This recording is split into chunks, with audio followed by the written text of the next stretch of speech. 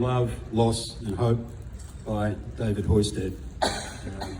My name's David Tenenbaum. I'm the publisher of Melbourne Books, and it's fantastic to be in Albury. Got a beautiful library.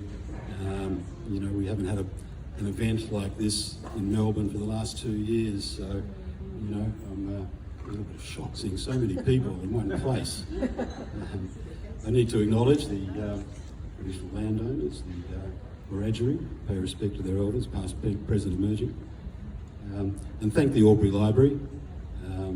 Rachel and all the staff have been amazing in helping to organise this event, and it's the first of a few launches for David, and it's appropriate that this first launch is in Albury. It's obviously where David is from, where he met Nanette, where they lived for a long time, and where he still comes to visit Nanette.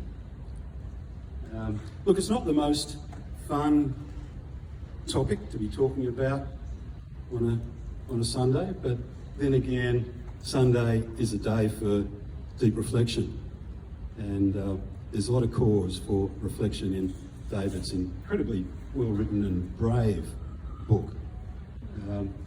So it's a celebration, really, of this book coming together. It's been a process, it's like giving birth. And it's also a celebration of the enduring power of love. Look, I first met David at a dinner party hosted by my neighbours, Ian and Barbara, and they'd been telling me about a guy they'd met in an aged care facility where Barbara's mother was being looked after, and he was just incredibly dedicated and devoted to his wife, who'd been bedridden for approximately 3 years, and he was there every day by her side. They'd never seen anything like it. And I met David, and we had something in common because my wife had passed away a few years previously.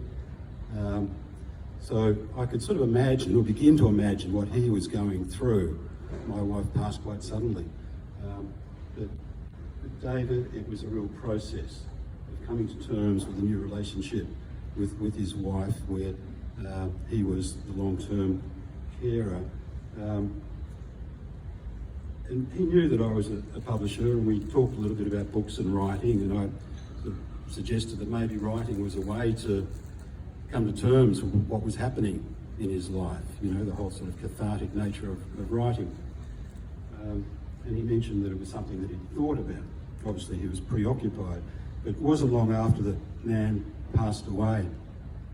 And we lived pretty close together, and it was around the time of the first lockdown, and we'd go on long walks and talks, talking about grief, despair, loneliness, things that men don't often necessarily talk about, but David was being very real about these issues, and we picked up the thread of writing, and David said he'd give it a go. And a few walks and talks later, he emailed a few pages through to me, and I was really surprised. He can write. He can write really well. It was just sort of gripping writing. It made me wanted to turn the page. The sentences were punchy. It was really kind of perceptive, engaging, and there was total recall of events. Not only events, but even conversations were written pretty much verbatim of what had happened. It was just, I guess, the intensity of what he'd gone through. Things were imprinted in his mind, and he was able to put it on the page. It was very honest, and I was kind of moved that this kind of down-to-earth Aussie guy was able to be so in touch with his emotions, his feelings, what had happened, and to be able to articulate it so well on the page. So after a while, I found myself suggesting that myself and Melbourne Books get involved in actually publishing the book. And not just because he's a mate, but because it's a really worthwhile book to put out there. When the book was published, or in its final phases, we sent it off to a couple of people to review. One of those people is a professional in spiritual care for terminal patients and their families, and I'll just read a little bit of what her review is. David Hoysted invites us into his journey, accompanying his wife at every moment after she suffers from a stroke. It's a journey of hope, gratitude, grief, and uncertainty, one that many who have loved and cared for someone seriously ill recognise. He advocates fiercely for the one he loves, grappling with the issues about quality of life, an uncertain prognosis, and hoping for life at all costs. These are the emotional, psychosocial, spiritual and ethical issues that family members and health professionals wrestle with daily. Second Life invites us as readers to reflect about the bigger questions in life. What if this situation happened to me? How do I think I would react? What brings meaning to my life? Who are the people who would be there to love and support me? What end of life care would I want for myself? And the other comments were from a priest who David spoke with towards the end of the book about matters of life and death, Bernard Moylan. And he started reading the book and had this to say: I've started reading your book and I'm amazed how good it is, how well written, how moving, how brutally honest. You've certainly found your meter, and I hope it gets relevant, or I hope it gets reviewed somewhere. It can be brought to more people's attention. Your memory of events to their last detail is quite amazing, and the way you can juxtapose the present crisis with past events is also very skillful.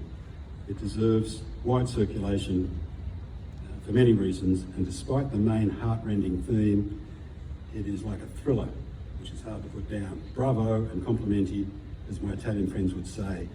You're a natural when it comes to writing. A new career lies ahead of you. So high praise indeed. And on that note, please welcome the author, David Hoysted.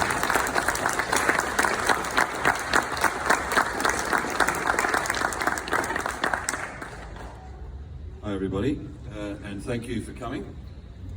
It's very nice to be back in Albury, and it's very fitting to be doing this from here. Can you hear me okay? Yeah. Phil Blassen, long time no see. Look, this is the place that I was born.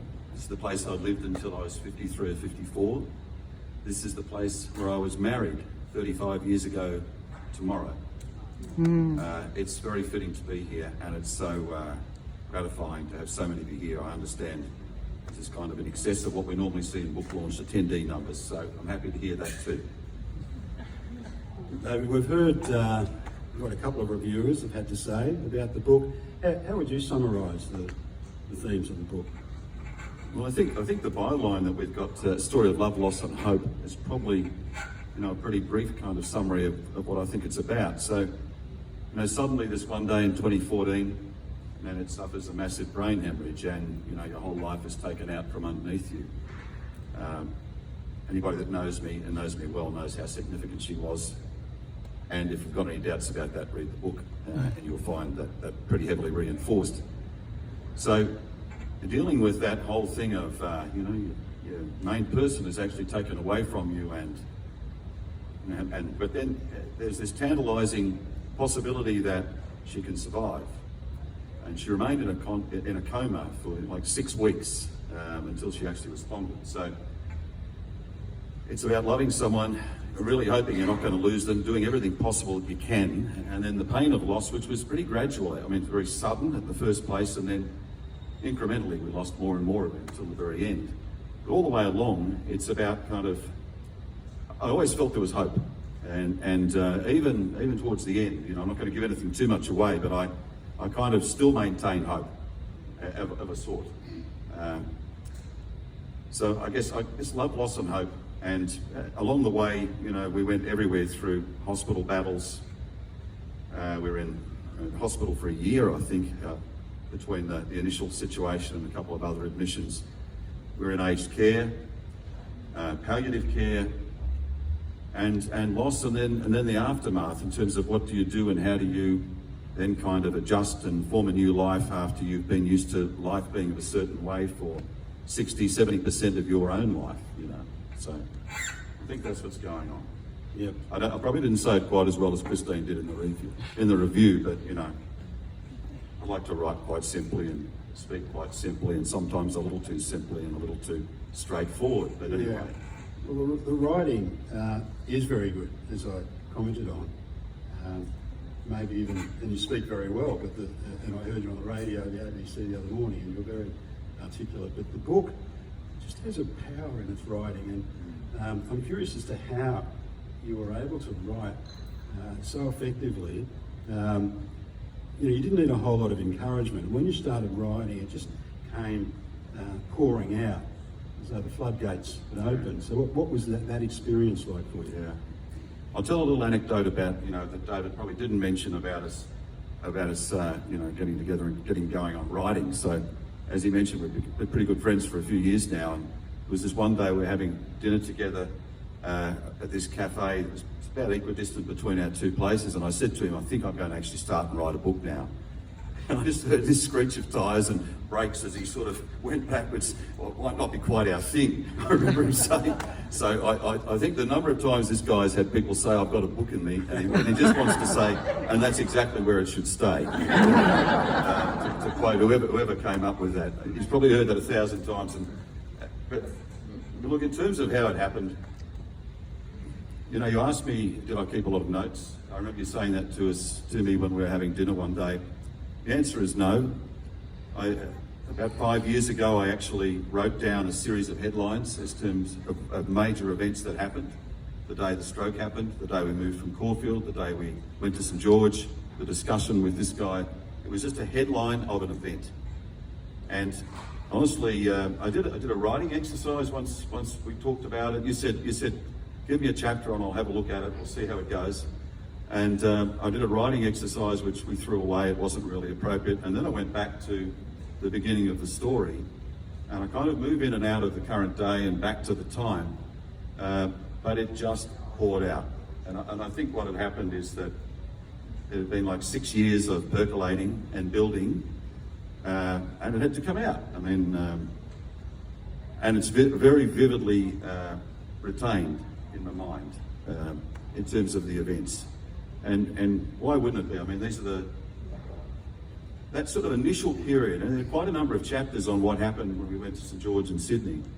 And that is the most significant period of my life in terms of the hardest and then the most beautiful.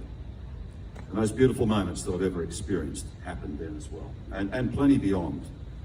But it just is indelibly printed. And it's not like, you know, a lot of writers might want to write something that's fiction and you've got to make it up and think constantly for inspiration. I lived it. So I lived the story for 4 years, and then I had 6 years to sit on it. And then it just came out when we were ready to go. Mm-hmm. You were obviously Nan's advocate for such a long time, not only with the medical system, but you also give her a voice in the book. And you wanted the book to include her thoughts, or what you thought she'd be thinking at certain points. How did you approach that? Yeah, so I guess a few chapters in, I just became a bit conscious that it was all me speaking, and really I felt the real significant central character in this should be Nanette. And I was just conscious that there was nothing coming from her. So what I started to do was write. I mean, her speech was very heavily impacted after the stroke, and her initiation was very heavily impacted after the stroke. So what I've written there in Nanette's voice are like little verses, maybe 3 or 4 lines, 2 lines in some cases. They are completely speculative in terms of what she, in my opinion, might have been experiencing as she became conscious. I didn't want to leave her, you know, completely silent in the whole thing. And then later on, when she is more interactive and able to speak a bit, I basically account for it a little bit more as you would typically do in a book. But it was just speculative that I wanted her to become a larger figure than someone who was unconscious for, you know, for a large period of the initial parts of the book.